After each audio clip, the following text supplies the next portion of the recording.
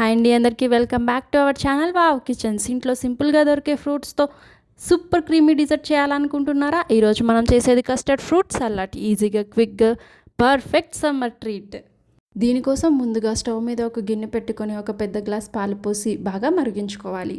Milk కాగేలోపు మనం ఒక చిన్న బౌల్ తీసుకొని 2 స్పూన్స్ వెనిలా కస్టర్డ్ పౌడర్ వేసుకొని హాఫ్ కప్ చల్లారిన మిల్క్ యాడ్ చేసి లంప్స్ లేకుండా స్మూత్గా మిక్స్ చేసుకోవాలి. తరువాత ఈ మిక్చర్ని మరుగుతున్న మిల్క్లో స్లోగా యాడ్ చేస్తూ స్టవ్ని సిమ్లో పెట్టుకొని కంటిన్యూస్గా మిక్స్ చేసుకోవాలి. ఇలా చేస్తే లంప్స్ రావు.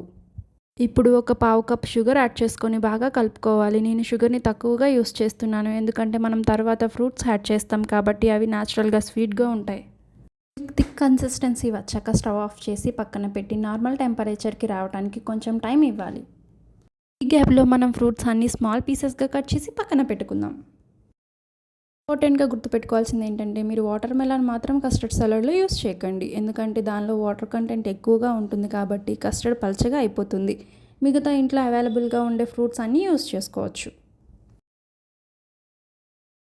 తరువాత ఈ కస్టర్డ్ని సర్వింగ్ బౌల్లోకి ట్రాన్స్ఫర్ చేసి ఫ్రిడ్జ్లో 30 మినిట్స్ పెట్టుకోవాలి. 30 మినిట్స్ తర్వాత కస్టర్డ్ మిక్స్ని బయటికి తీసి మనం కట్ చేసిన ఫ్రూట్స్ యాడ్ చేసుకోవాలి. Half cup pomegranate, half cup kiwi, half cup Apple, half cup pineapple, half cup grapes అన్నీ ఫ్రూట్స్ యాడ్ చేసుకొని బాగా మిక్స్ చేసుకోవాలి. మీకు నచ్చిన డ్రై ఫ్రూట్స్తో గార్నిష్ చేసుకోండి. అంతే, మన creamy tasty custard fruit salad ready.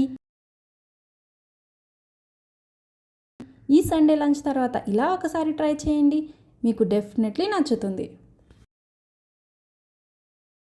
ఈ రెసిపీ నచ్చినట్లయితే లైక్ చేయండి, షేర్ చేయండి. ఇంకా ఇలాంటి ఈజీ రెసిపీస్ కోసం ఛానల్ని సబ్స్క్రైబ్ చేయడం మర్చిపోకండి. Thanks for watching.